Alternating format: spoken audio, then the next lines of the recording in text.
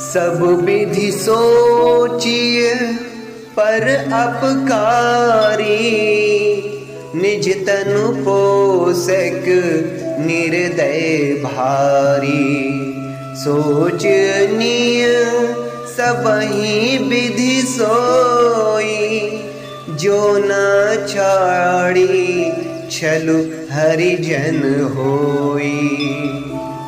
सब प्रकार से उसका सोच करना चाहिए जो दूसरों का अनिष्ट करता है, अपने ही शरीर का पोषण करता है और बड़ा भारी निर्दयी है। और वह तो सभी प्रकार से सोच करने योग्य है जो छल छोड़कर हरि का भक्त नहीं होता। रामचरितमानस की अनमोल शिक्षा। जय श्री राम।